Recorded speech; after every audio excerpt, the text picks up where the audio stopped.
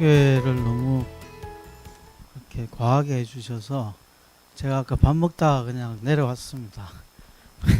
강의 준비를 조금이라도 더 해야 되겠다 그런 생각을 해서 내려왔고, 지금 1시간 정도 우리 선생님들하고 말씀 나누게 돼 있는데요.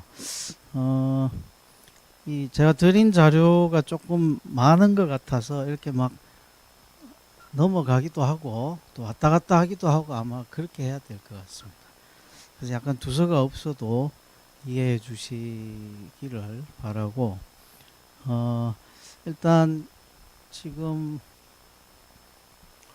요거는 이제 그냥 넘어가고, 이 제목입니다. 제가 제목을 이렇게 잡은 거는 이 트럼프 김정은 700일 대충 이렇게 썼습니다. 그러니까 2년간, 그러니까 2018년 평창 올림픽 때 김여정이 한국에 왔잖아요.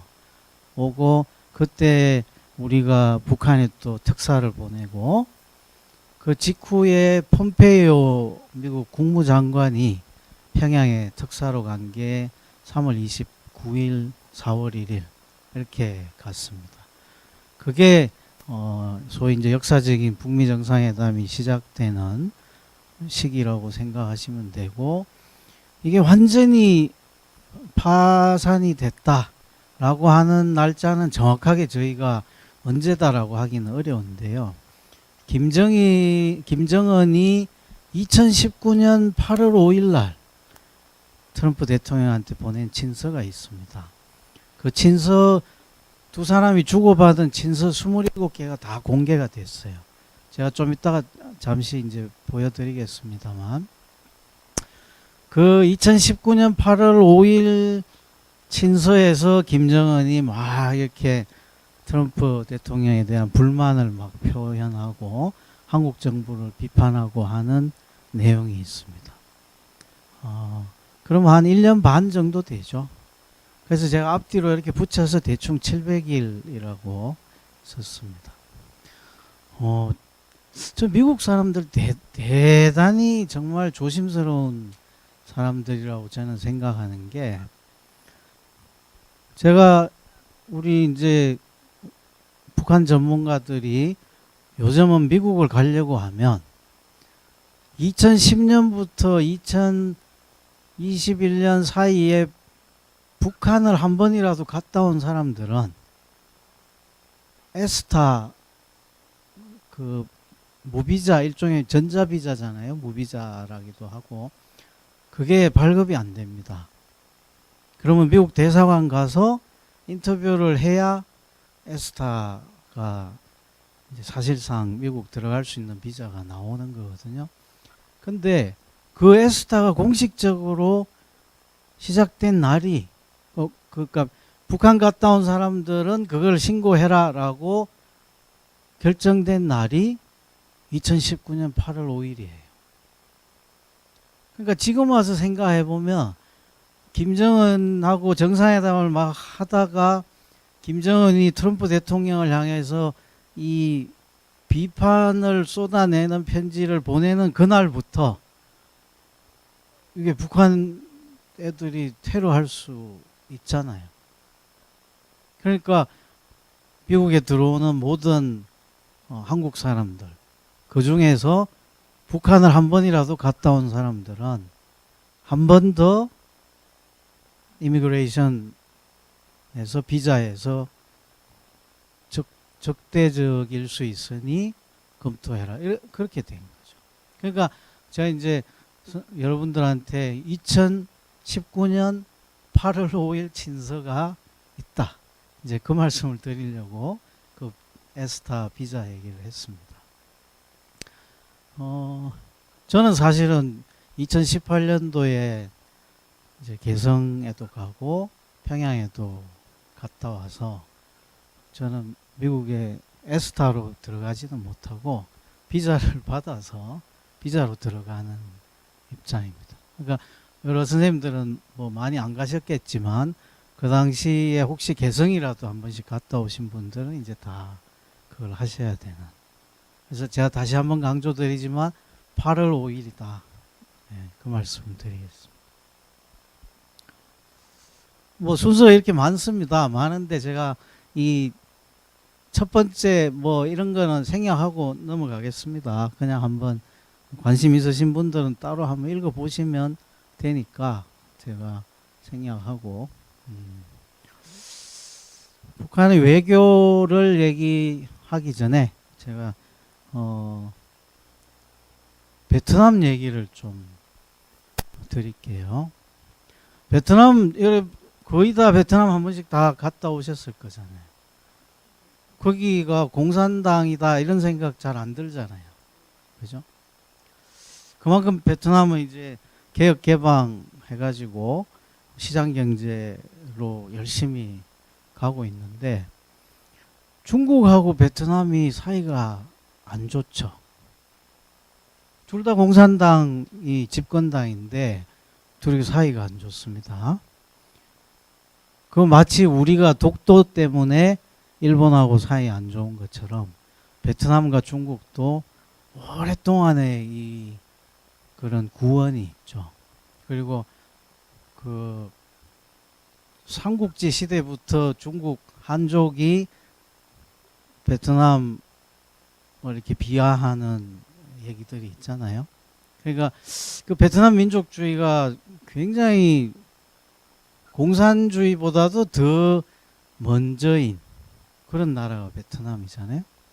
그래서 이제 최근에는 베트남이 중국하고 같은 공산당하고 같은 개혁개방하고 이렇게 했지만 베트남에는 미국 항공모함이 들어가기도 하고 중국을 상대로 베트남이 정군 동원령을 내리기도 하고 뭐 한 5, 6년 됐습니다만 그 이제 남사군도 이런데 그 섬과 관련한 이 분쟁에 베트남이 중국에 대해서 갖고 있는 그런 이 뭐라 그럴까요? 민족주의 이게 굉장히 강하게 작동을 하죠.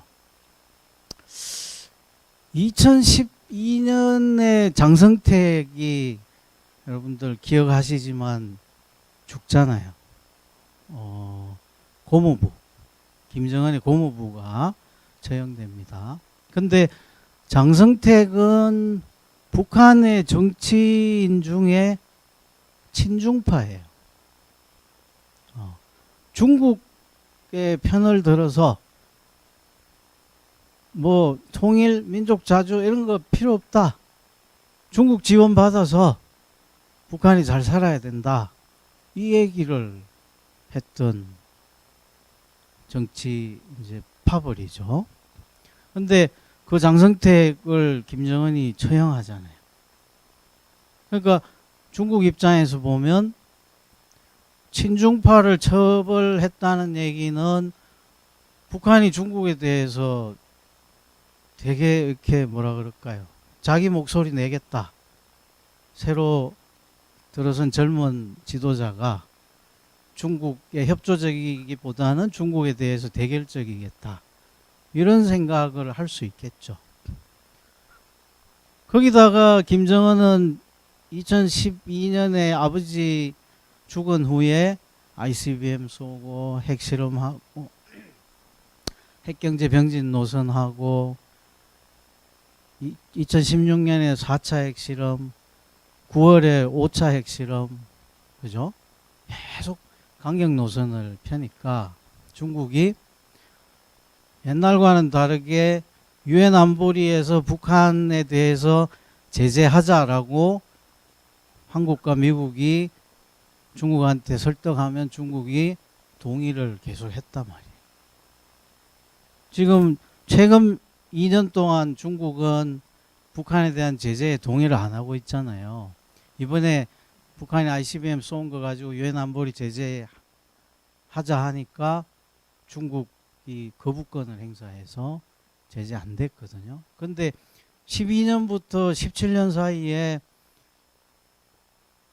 어지간한 제재를 중국이 다 동의를 했죠. 그러니까 그 얘기는 북중 관계가 되게 나빴다는 뜻이잖아요.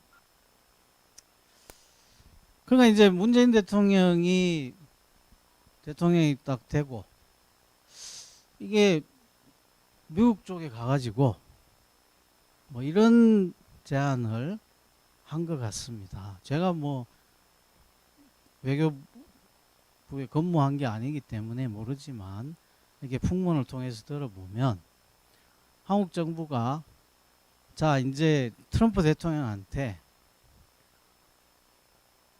중국 주변에 중국하고 친한 나라가 있냐? 중국이 이렇게 자꾸 패권적으로 하니까 중국 주변 나라들이 다 중국하고 갈등 관계에 있다. 베트남도 그렇고. 그러면 북한도 우리가 잘 설득해가지고 중국하고 어차피 지금 사이가 안 좋은데 북한을 조금 더 설득하면 북한도 베트남처럼 중국하고 이렇게 민족주의를 내세우면 그거 한번 해볼 수 있지 않을까? 뭐 이런 제안을 했겠죠. 이제 트럼프 대통령 같은 사람은 막 이렇게 이 지정학이나 이런 생각들 많이 하니까 그게 이제 솔깃했다는 거죠. 그래서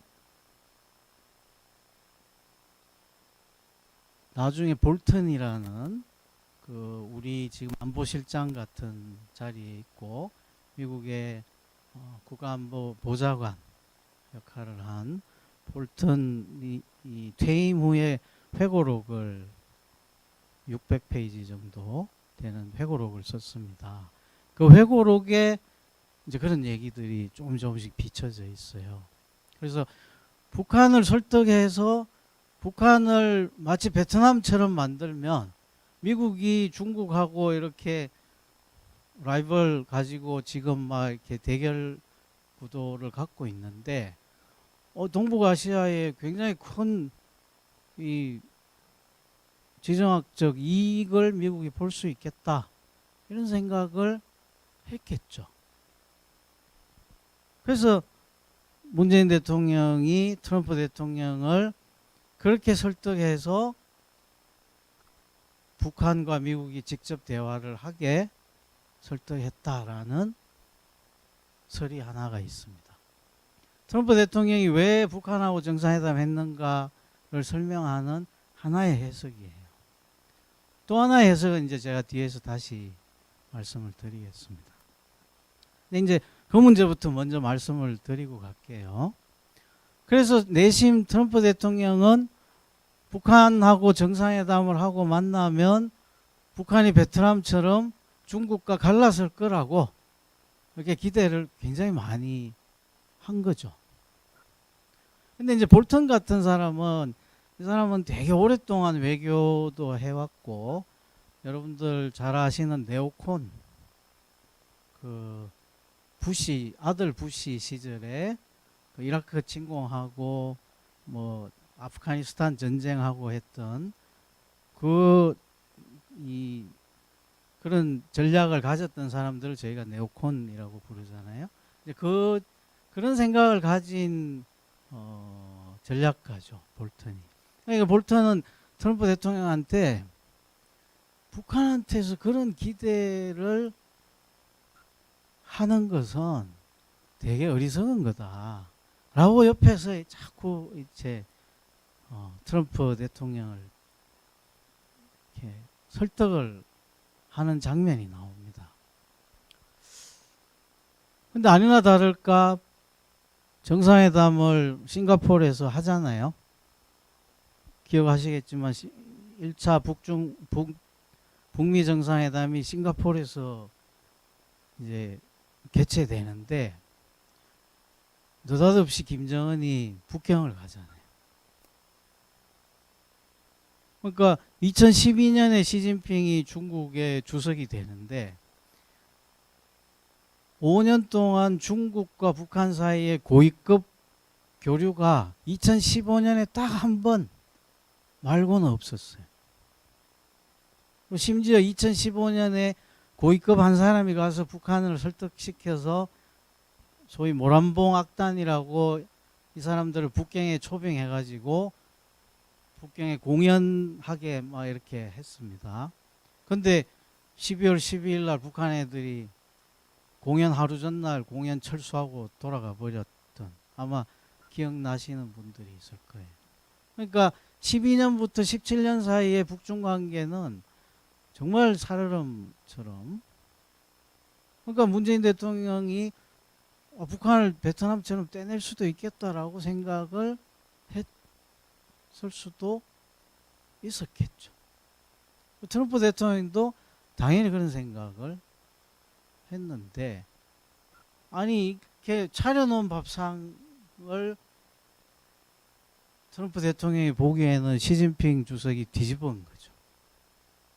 그동안 한 번도 회담도 안 하고 고위급도 안 가고 하다가 북미 정상회담 한다고 하니까 김정은 보고 북경에 와라 해가지고 김정은이 북중 정상회담을 하잖아요. 그리고 심지어 싱가포르에서 하는데 김정은이 중국 비행기를 타고 가죠. 그죠? 아마 나실 거예요. 근데 나중에 우리 문재인 대통령이 김정은 위원장한테 물어봅니다. 왜냐하면 6월 12일 날 싱가포르 회담을 했는데 9월 19일 날 남북 정상회담 평양에서 했잖아요. 그때 문재인 대통령이 이제 김정은한테 물어보니 김정은이 했던 얘기는 자기는 사실은 되게 부끄러웠다. 중국 비행기를 타고 간 게. 그러니까 문재인 대통령이 그런 생각을 갖고 있는 걸 김정은은 제가 보기에 알고 있는 거죠. 그러니까 적당히 북중 관계에 긴장이 있다는 것을 얘기하면서 또 한편으로는 김정은은 북중 관계를 더 나쁘게 하면 자기한테 손해다라고 생각도 아마 했던 것 같아요. 그리고 또 한편으로 우리가 북미 회담 하지만 미국에 너무 이렇게 가까이 가도 미국과 북한이 급속히 친해진다는 보장이 없다는 생각도 아마 김정은은 했던 것 같아요.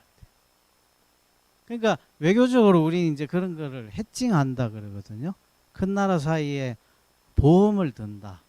위험을 분산시킨다. 우리가 미국과 중국이 막 갈등하는데 우리가 미중 사이에서 적절하게 위험 분산해야 된다. 이런 얘기들 하시잖아요. 그러면 그게 이제 한국이 해칭 외교 해야 된다. 이렇게 저희가 얘기를 합니다. 근데 이제 그거는 나쁘게 보면 해칭 외교는 박쥐 외교. 그죠? 근데 어쨌든 김정은은 남북 관계와 북중 관계와 북미 관계 세 개를 다 두고 어느 한쪽에 이렇게 기대지 않는 그런 식으로 아마 외교를 했던 것 같아요. 그래서 나중에 볼턴 회고록에 보면 트럼프 대통령이 되게 화를 내는 장면이 나옵니다. 시진핑이 고춧가루 뿌렸다. 김정은 불러가지고. 그러니까 본인의 생각은 이 북한을 이렇게 중국으로부터 떼내려고 했는데 시진핑이 중간에 자기보다 먼저 만난 거잖아요. 먼저 만나서 미국 만나서는 뭐 조심해라 조심해라 뭐 이렇게 했을 수 있으니까요. 자, 그게 북한이 베트남처럼 이렇게 중국으로부터 독립적인 외교를 할 거냐, 아니면 소위 전통적인 이 북중 동맹 공산주의 연대 속에 북한이 남을 거냐, 이거를 둘러싼 이제 논쟁들이죠. 그래서 한국에서도 그런 논의가 대단히 사실은 좀 많이 진행이 됐습니다. 근데 이제 뒤에 나중에 말씀드리겠지만 결론적으로는 북한하고 미국의 정상회담은 몇 번 했습니까? 2018년 6월 12일 싱가포르에서 했죠. 그 다음에 두 번째 언제 했습니까? 2019년 2월 하노이에서 했죠. 세 번째 언제 했습니까? 2019년 6월 30일 판문점에서 했죠. 그 트럼프와 김정은이 1년 반 사이에 세 번을 만난 거예요. 되게 많이 만났죠. 근데 시진핑하고 김정은은 몇 번 만났을까요?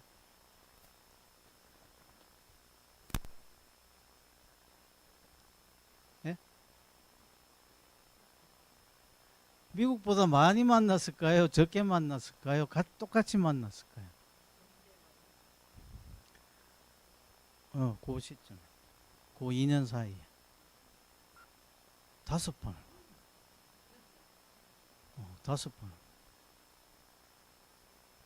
그러니까 심지어 우리 판문점 회담이 6월 30일 날 시진핑 아니 트럼프 대통령이 한국 왔을 때 판문점에서 했잖아요.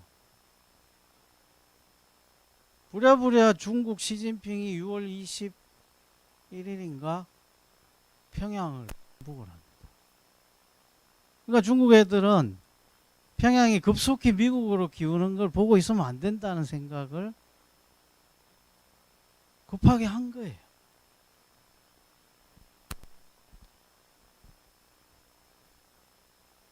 그게 지금 이 노동신문이 그 6월 20일에 시진핑 동지, 습근평 동지와 김정은이 평양에서 만났다 하는 노동신문 얘기인 거죠. 그러면서 그때 중조 3대 불변이라고 해서 당과 정부는 중국 공산당과 북한의 노동당 그리고 조선민주주의인민공화국과 중화인민공화국은 서로 공고한 발전을 위해서 노력한다. 1번. 2번. 인민들 사이에 우위적 정의를 돈독히 한다. 그러니까 people to people 교류를 강화한다. 3번. 사회주의 북한을 중국은 전폭적으로 지지한다. 이렇게 세 가지 합의를 하는. 거의 내용적으로는 지금 군사 얘기만 없지 북중 간의 정치 체제에 대한 상호 지지를 분명히 한다. 이런 합의를 한 거죠.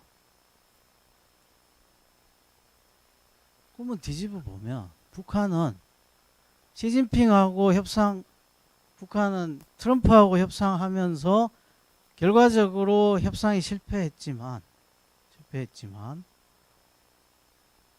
2012년부터 17년 사이에 중국하고 그렇게 안 좋았던 관계를 일거에 지금 뒤집어 놓은 거예요. 그러니까 북한의 이 외교가 갖고 있는 의도에 이제 미국에서 비판 나오는 게 트럼프가 북한한테 쏘았다. 이런 비판. 그리고 볼턴은 회고록에서 이렇게 씁니다.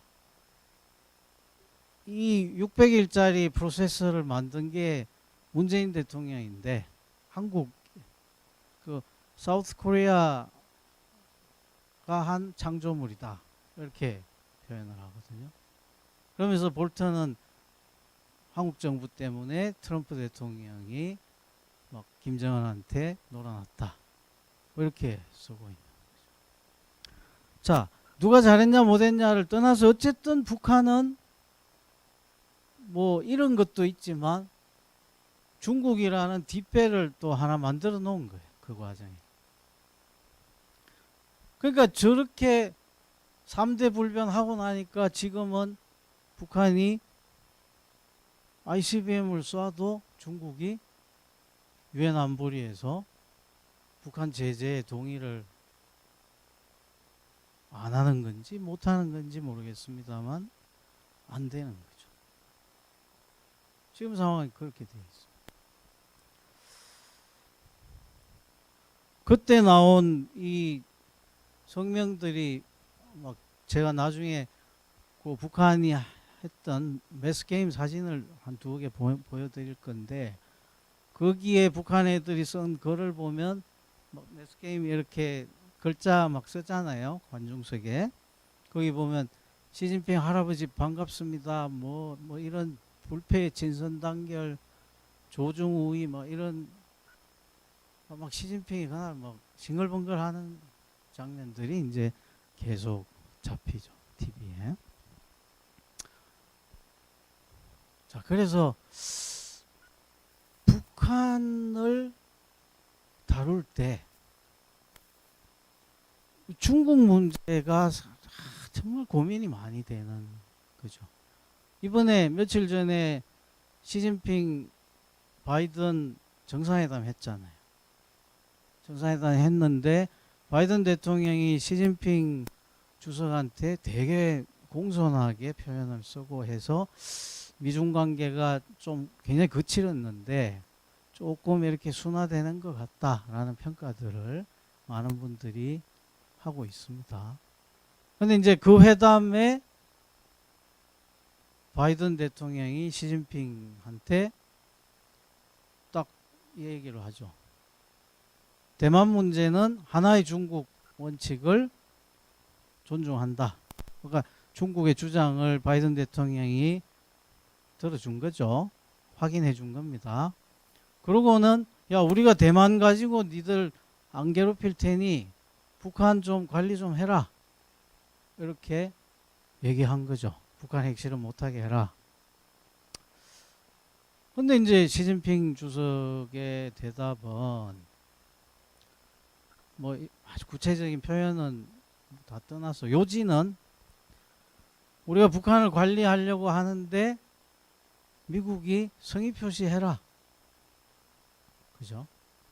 니들이 뭐라도 북한하고 무슨 대화의 뭐 제스처라도 좀 취해줘야 우리가 북한한테 도발하지 말라고 할 거 아니냐. 체면을 세워줘야 우리도 북한을 압박할 수 있다. 2017년 이전하고 다르다. 뭐 이렇게 중국 쪽에서 얘기를 하는 거죠. 그래서 그런 생각을 들어보면 미국 쪽에서 마냥 북한을 지금 막 군사적으로만 압박해서 북한이 도발하는 거를 막을 수 있다고 생각할 것 같지는 않고, 미국도 뭔가 북한에 대해서 트럼프식은 아니지만 뭔가 중국이 북한한테 영향을 미칠 수 있는 제스처를 취하지 않을까, 저는 이제 그런 기대를 해봅니다. 앞으로 1월, 2월, 12월 이제 좀 지켜봐야 되는데요. 하여튼 제가 이제 서두를 지금 중국을 통해서 한반도를 안정시킨다. 이게 우리 외교의 오래된 문법이거든요. 근데 지난 트럼프 5년 동안, 4년 동안에 중국을 통해서 북한을 안정화시킨다라는 외교 문법이 되게 복잡해졌다. 그리고 중국을 통해서 북한을 관리하는 문법이 미국과 중국 관계가 나빠질수록 그 문법이 안 통하겠죠. 그러니까 그 두 개 변수를 가지고 우리가 중국도 봐야 되는데, 미중이 막 싸우면서 미국이 중국 보고 북한 관리하라 하면 중국이 절대로 그렇지 않겠죠. 지금 이제 우리 한반도가 처한 복잡한 상황을 그렇게 제가 설명을 드리겠습니다. 제가 이제 2018년도 평양 가서 찍은 사진이에요. 그 마스게임 하는 거를 얘들이 이렇게, 저는 저 문장 하나가 이 북한 사람들의 오랜 이 트라우마를 보여주는 거예요. 그러니까 우리는 사실은 미국이 우리를 도와줬기 때문에 또 미국이 안보를 튼튼히 지켜주기 때문에 우리는 경제에 전념하면 된다. 이게 이제 한국의 이 경제 발전이 가능했던 이유 중에 하나잖아요. 근데 우리 국민들의 그런 생각과 제가 보기에 북한 주민들이 갖고 있는 생각은 좀 다른 거예요. 북한 주민들은 저게 잠재의식 속에 있는 거예요. 그러니까 우리는 중국도 안 도와주고 소련도 안 도와주고 정말 우리는 힘들게 버텼다. 이 생각이 북한 주민들 속에는 굉장히 뿌리 깊게 들어있는 거죠. 저런 모토가 공연의 첫 1장, 2장, 3장, 4장, 5장 이렇게 돼 있는데 1장에서 제일 하이라이트 파트에서 저 문장이 쫙 나오는 거죠. 그러니까 이제 북한 주민들이나 북한 지도부들이나 그 친구들이 갖고 있는 저런 트라우마를 우리가 어떻게 변화시키고 관리할 것인가. 거기다가 중국이라는 대국의 힘으로 북한을 이렇게 관리시키겠다 하면 북한 애들은 반발이 한편으로는 반발이 또 있는 거죠. 그래서 북한 다루기가 참 힘들다. 이제 그 말씀 드리고 그래서 중국으로부터 북한을 떼내는 전략 이거 하나가 지금 우리한테 어떤 옵션인가 가능하냐 아니냐 또 어떻게 검토했는데 어떻게 됐다. 제가 이제 그 말씀을 드렸습니다. 제가 이제 두 번째로 트럼프 대통령이 북한하고 협상하게 됐던 과정을 이제 말씀드릴게요. 2016년에 트럼프 대통령이 모두가 진다고 했던 선거에서 이겼잖아요. 이기고 오바마 대통령한테 이제 아주 기분 좋게 인수인계 받으러 갔습니다. 이게 나중에 그 우드워드라는 분이 쓴 책이에요. 우드워드는 그 워터게이트 사건으로 유명해진 미국의 대기자고 모든 미국 대통령들을 다 인터뷰해서 책을 내는 그런 분이죠. 트럼프 시절에는 3권의 책이나 냈습니다. 그 양반 책에 보면 오바마와 트럼프가 나눈 얘기가 나와요. 근데 이제 갔는데 오바마가 미국의 가장 큰 현재의 우려사항은 북한이다. 그러니까 트럼프 대통령이 왜 뭐 장난치냐 북한 가지고 지금 미국이 북한이 제일 큰 위험 대상이다. 미국의 적이다. 이 말이 되냐 하고 나왔죠. 근데 그 후에 점점 취임식이 가까워지는데 이제 정보 보고를 받을 거 아니에요. 그러니까 오바마 대통령이 한 얘기가 저래서 오바마가 얘기를 했구나라는 생각들을 트럼프가 하게 됐다고 얘기를 합니다. 자, 이거는 뭔가 그러면 그 우드워드란 분이 나중에 이제 책을 썼는데 뭐 영어로 이런 문장을 썼습니다. 이 문장이 어떻게 돼 있는가 그러면 요 문장이에요. 여기 되게 미묘한 저희가 문법적으로 우리가 영어 해석할 때 되게 이중적 해석이 되는 건데요. 요 that이 이제 죄송합니다만 관계 대명사 that이면 요 놈의 that이 요 앞에 attack을 꾸밀 수도 있고 그 앞에 US response를 꾸밀 수도 있어요. 문장상. 그럼 그 뒤에는 뜻이 뭔가 그러면 80개의 핵무기를 사용하는 이런 뜻이에요. 그러니까 미국의 국방장관이 우드워드한테 핵무기 80개를 사용하는 뭐 이렇게 얘기를 한 거예요. 80이라는 단어가 일단 나왔어요. 자, 이게 딱 뜨니까 한국 기자들 사이에 논쟁이 생겼습니다. 요 80개의 핵무기를 포함하는 북한의 공격에 대해서 미국이 반응한다. 이렇게도 해석이 되고, 요 대시 앞에 거를 꾸민다고 해석하는 사람은 북한이 80개로 공격하는 게 아니고, 북한이 미군을 공격하면 미국이 80개로 리스판스 한다. 두 가지 해석이 다 되죠. 그러면 이제 두 해석의 차이는 북한이 핵무기 80개 갖고 있냐, 미국이 핵무기 80개로 북한을 관리하겠냐, 그 해석이 되는 거예요. 그죠? 이 문장 자체로는 뭐가 맞는지 두 개의 해석이 다. 그래서 기자들 사이에 막 저거를 두고 논쟁을 했습니다. 그러니까 우리 이제 문정인 선생님, 문재인 정부 때 많이 저거 하셨던 문정인 선생님이 이 우드워드한테 편지를 썼어요. 야, 네 글 때문에 지금 한국에 논쟁이 생겼다. 북한에 핵무기 80개 있냐?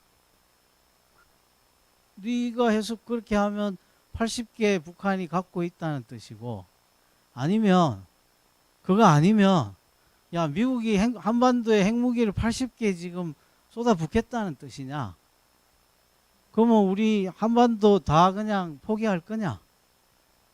도대체 이 국방장관이 매티스라고 국방장관이 했던 말의 진위가 뭐냐? 이게 이제 우드워드한테 물어본 거죠. 그래서 정확한 거기에 대한 답은 못 받은 거지만, 그 당시 미국 국방장관이 2017년입니다. 미국 국방장관이 우드워드 기자한테 브리핑한 거는 북한의 핵무기 숫자가 24개다 라고 미국 국방부는 파악하고 있다 라고 이제 답을 준 거예요. 그러니까 80개가 북한 핵무기는 아니라고 답을 준 거죠. 그러면 북한은 24개 정도 갖고 있고, 북한이 24개를 쓰면 미국은 80개 쓸 수 있다, 뭐 이런 이제 맥락의 대화였던 걸로 나중에 문정인 선생님은 우드워드가 해석했다, 뭐 이렇게 이제 밝혔습니다. 자, 제가 그 얘기 드리려고 하는 게 아니고, 북한이 핵무기를 2017년 현재 미 국방부 추산 24개라는 뜻이에요. 그죠? 그리고 그 24개가 그러면 작은 거, 큰 거, 뭐, 작은 거 24개면 뭐, 큰 걸로 치면 몇 개 안 되네. 대충 우리가 핵무기 숫자 할 때는 히로시마에서 터진 거, 예, 0.1에서 10배 사이를 하나로 칩니다. 그것에 0.1도 하나로 치고, 10배도 하나로 치고. 그러니까 그 사이 어느 규모, 이렇게 되는 거죠. 그래서 히로시마 수준의 뭐 한 24개 이러면 이제 좀 작게 치는 거고요. 히로시마 그 10배를 정도 요새 새로 만든 거는 10배 정도 된다고 보고, 그거 한 20개 정도 뭐 이렇게 생각하는 거죠. 그리고 모든 사람들이 동의하는 것은 1년에 북한이 만들 수 있는 핵무기 숫자가 7개 내지 8개. 근데 이제 뒤에 보시면 아산정책연구원이라는 데는 한국의 조금 보수적인 싱크탱크거든요. 그 미국의 랜드 연구소는 이제 미국 국방부 지원 받아서 연구하는 데입니다. 근데 거기는 매년 12개에서 18개씩. 그러면 2017년이니까 18년, 19년, 20년, 21년, 22년 5년이죠. 12개면 저것만 해도 60개. 그래서 이제 그건 좀 많은 것 같고, 보통 저희가 7, 8개. 그럼 5, 7이 35. 아까 24개에 35 더하면 현재 북한의 핵무기 숫자가 50개 내외. 50개보다 조금 더. 그러니까 트럼프 대통령이 2017년에 24개 정도라는 얘기를 들으면서 오바마 대통령한테 미국의 가장 큰 우려와 적이다 라는 보고를 받았는데 지금 현재는 그거보다 더 많잖아요. 그러니까 북한이 요즘 보이고 있는 저런 군사적 도발들이 사실은 우리가 무시하기 어려울 정도로 위험한 거죠. 네. 그러니까 그냥 방치하고 무시하고 내버려 두고 해결할 문제는 아니다.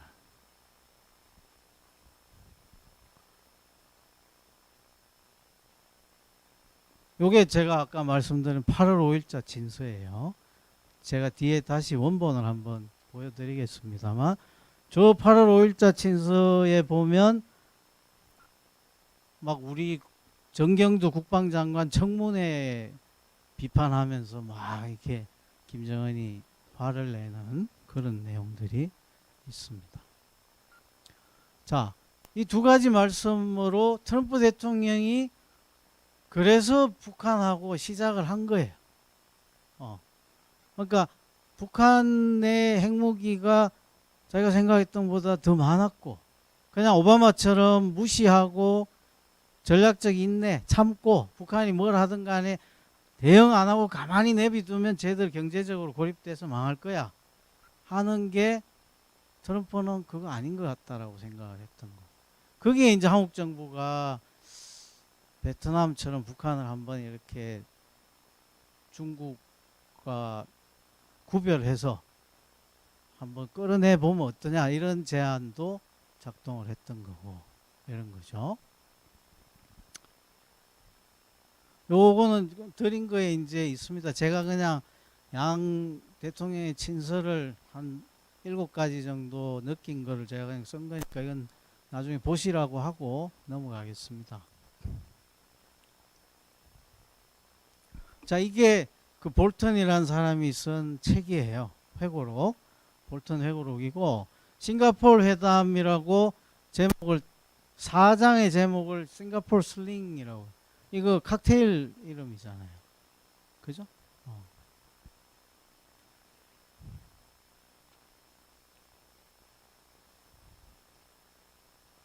좀 뭐 우여곡절이 있지만 시간이 없어서 넘어가겠습니다. 넘어가고 회담이 잡혔다가 결렬될 뻔했어요. 북한의 외무상이 펜스 부통령 보고 이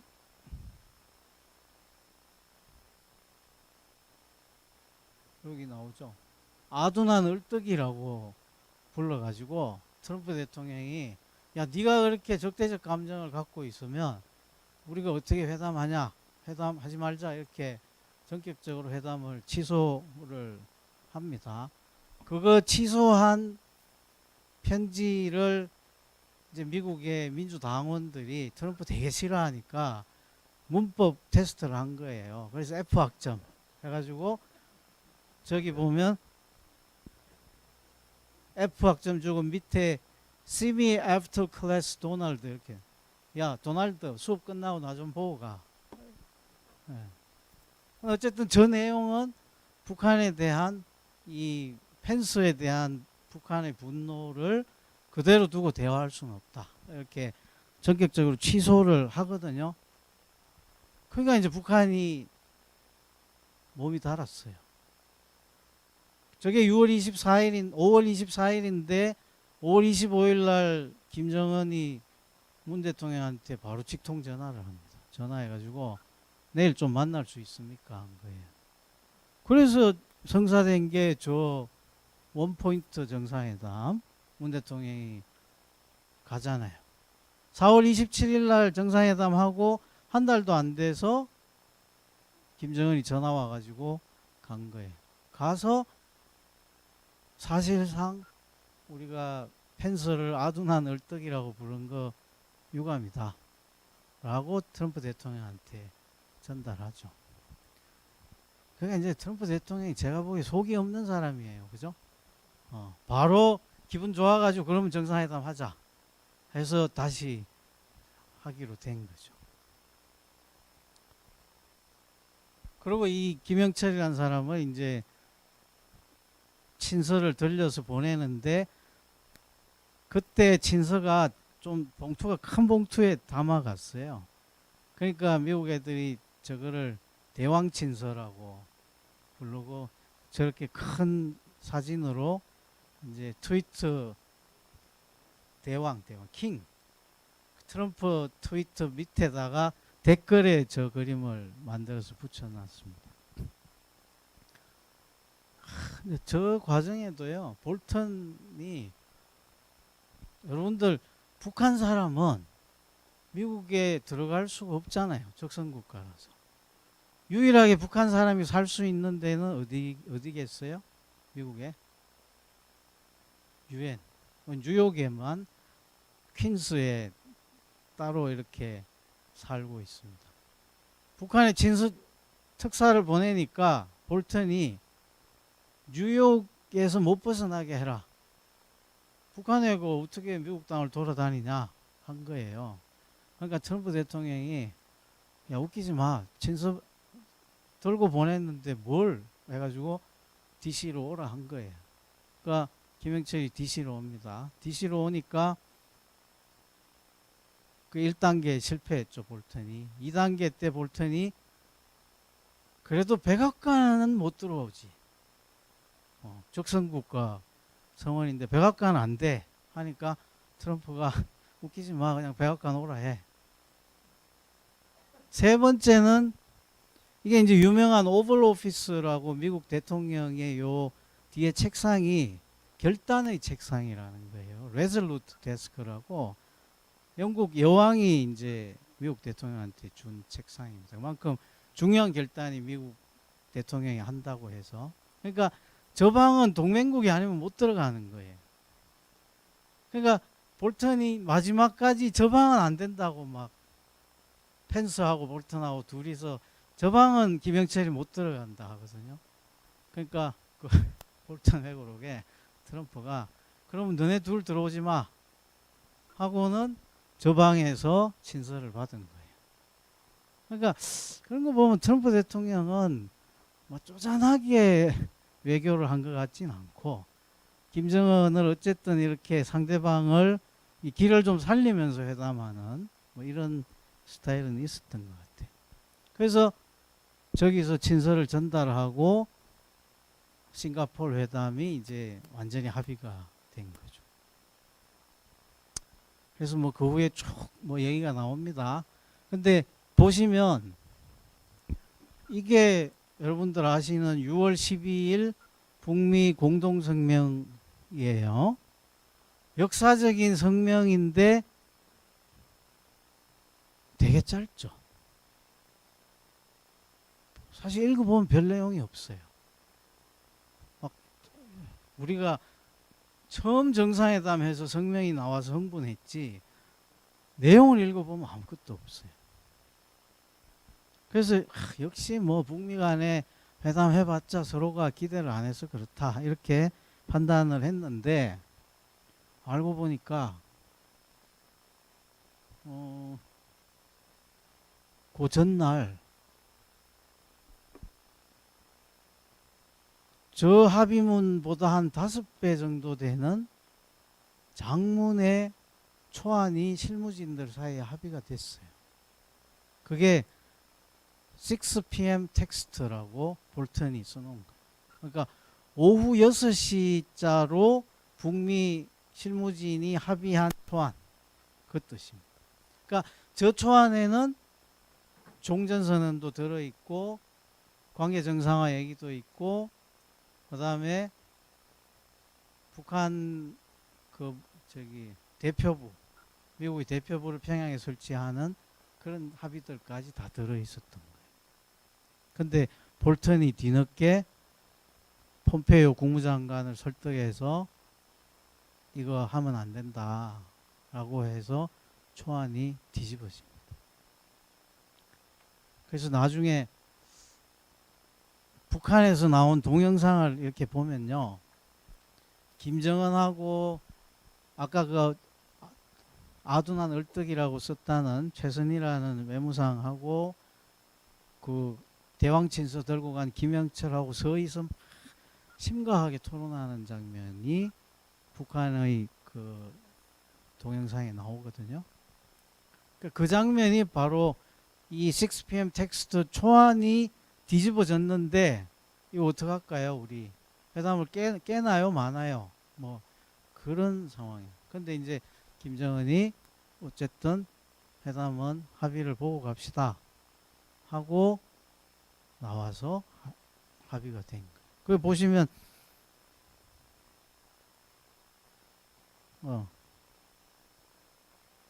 보시면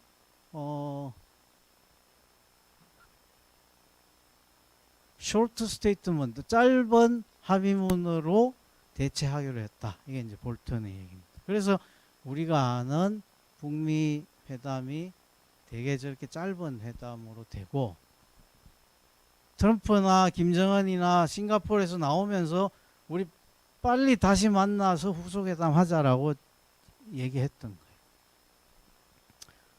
그리고 뭐 쭉 넘어가겠습니다. 시간이 다 돼서. 요게 이제 아까 챕터 4하고 챕터 11에 가면 다시 북한 얘기로 볼턴이 쓰고 있습니다. 챕터 11이 하노이 회담을 앞둔 볼턴의 얘기를 적어 놓은 거예요. 저 때도 보면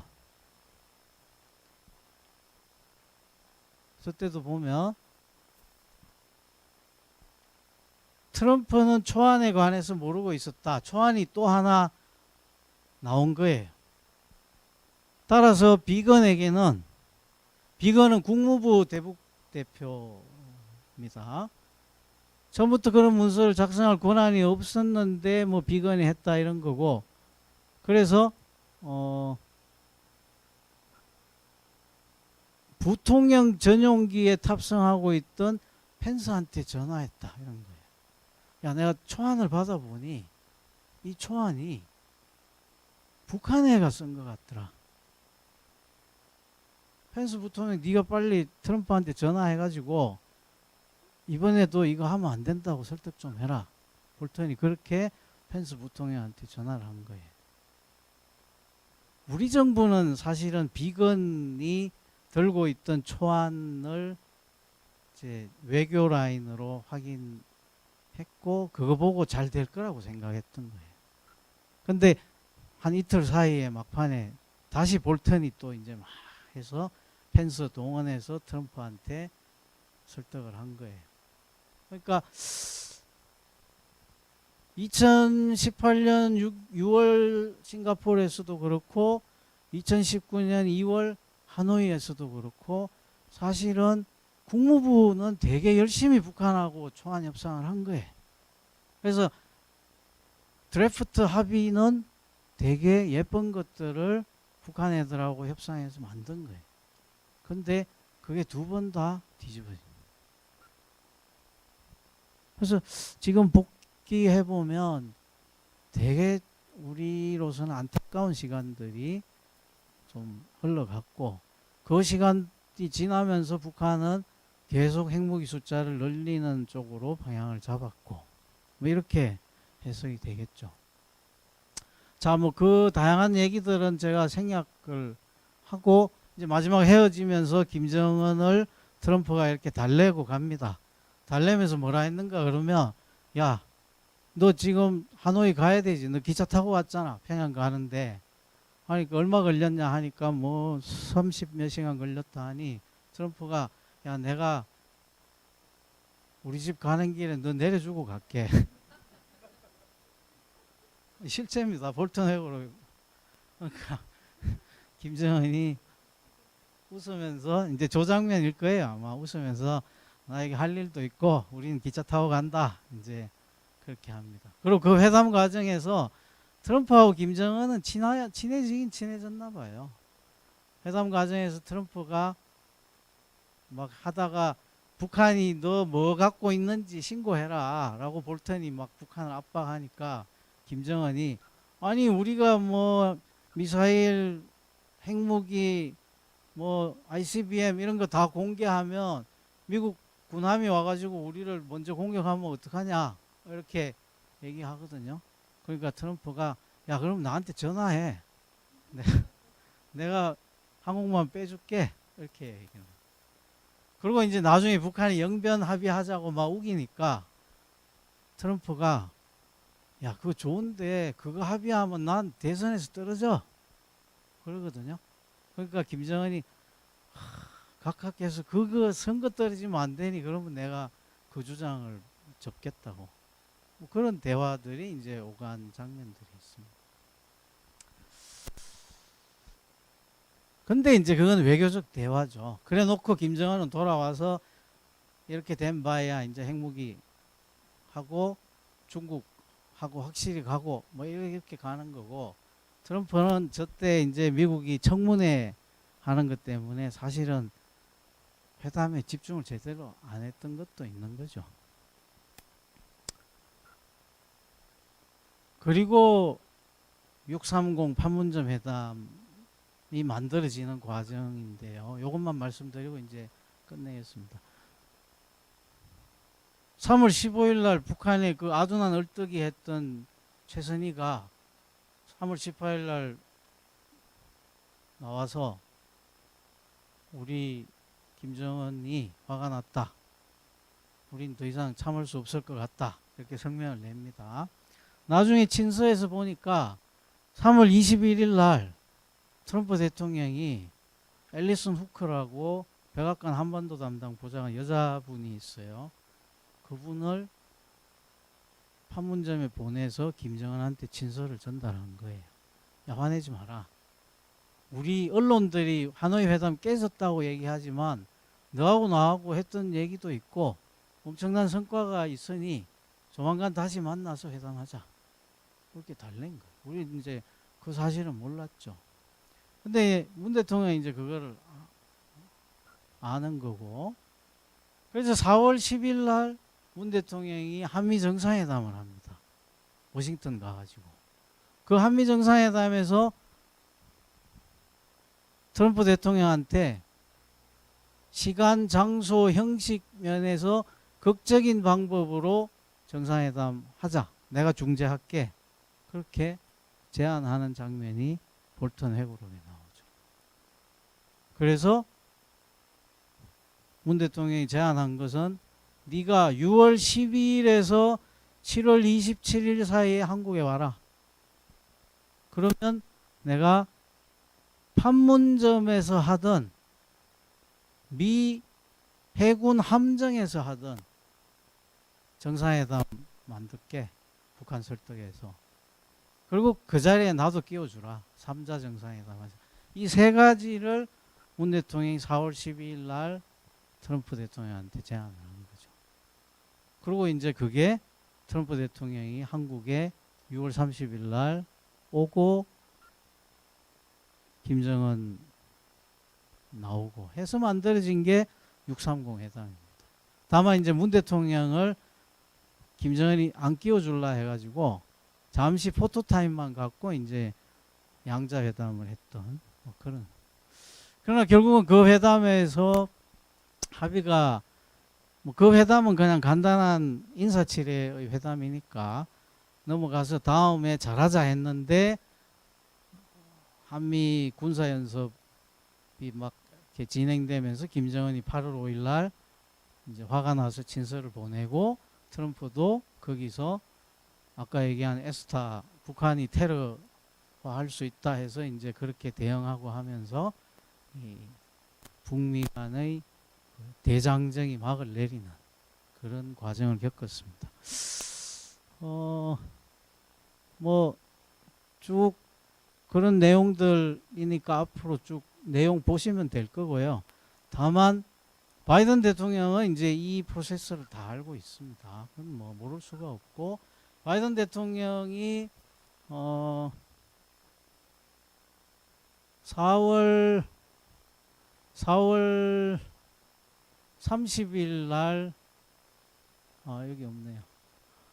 그 자기의 대북 정책을 이제 쭉 정리해서 2020년 4월 30일 날 워싱턴 포스트에 흘리는데 그 요지는 나는 오바마처럼 아무것도 안 하진 않는다. 오바마를 nothing for nothing. 북한도 아무것도 안 하고 미국도 아무것도 안 하는 거. 이거 이제 오바마 정책을 그렇게 부르고 트럼프는 everything for everything 이렇게 부릅니다. 너무 막 다 한 번에 다 하려다가 깨졌다.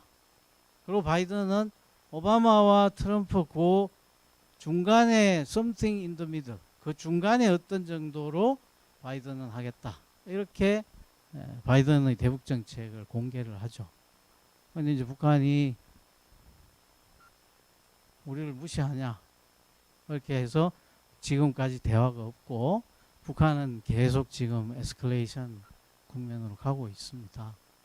근데 저는 이번에 김정은이 딸을 데리고 나온 거는 우리 언론들은 이렇게 후계 구도다 이렇게 얘기를 하는데 제가 보기엔 그건 좀 너무 빠른 판단인 것 같고요. 북한이 ICBM을 쏘면서 이거 방어용이다. 이거 우리 후대를 위한 거다. 그 시그널을 미국 쪽에 보낸 거 아닐까 이런 생각을 하고요. 5월 달에 바이든 대통령이 윤 대통령 만나고 돌아가잖아요. 그때 원래 미국이 우려했던 것은 바이든 대통령이 한국 와 있을 때 북한이 미사일 쏘면 어떡하냐. 또 일본 들렀는데 일본 가 있을 때 쏘면 어떡하냐. 미국 대통령이 해외에 있을 때 핵가방 들고 다닐 때잖아요. 근데 가만히 보니까 북한이 기다렸다가 바이든 대통령이 알래스카 미국 영공으로 딱 들어가자마자 그때 쏜 거예요. 그러니까 미국 애들을 최소한 내가 니들하고 붙자는 건 아니다. 이런 메시지를 준다고 봐야 되지 않을까. 그래서 이제 마지막 남은 게 내년 3월에 군사훈련 우리가 또 하잖아요. 그때 북한이 더 강경하게 갈 거냐 아니면 이제 협상으로 갈 거냐 이제 그 고민을 아마 하고 있을 것 같고 아까 말씀드린 중국과 미국의 정상회담에서도 미국은 중국한테 이제 북한이 사고 못 치게 해라라고 하지만 중국은 니들도 뭔가 성의 표시해라 라고 한 거는 어쨌든 북미 간에 최소한 아무것도 안 하고 있는 관계는 좀 바꿔야 되지 않느냐. 그러면 1, 2월 중에 최소한 한 번 정도는 협상 국면이 오지 않을까. 거기서 잘 된다는 뜻은 아닙니다. 저는 뭐 예측하기는 어렵습니다. 그러나 일단 만나는 건 저는 되게 중요하다고 보고요. 그렇게 하고 나면 잘 될 수도 있고 아니면 더 큰 위기로 갈 수도 있는 지금 이제 한반도는 그런 상태다. 제가 뭐 감히 A to Z라고 이름을 붙여서 죄송하고 그 많은 세세한 얘기들을 다 알지도 못하고 말씀을 다 드리지는 못했습니다. 그러나 어쨌든 트럼프 김정은 얘기는 제가 혹시 이제 Q&A가 시간이 좀 되면 진선은 잠시 보여드리고 그렇게 하겠습니다. 네, 마치겠습니다.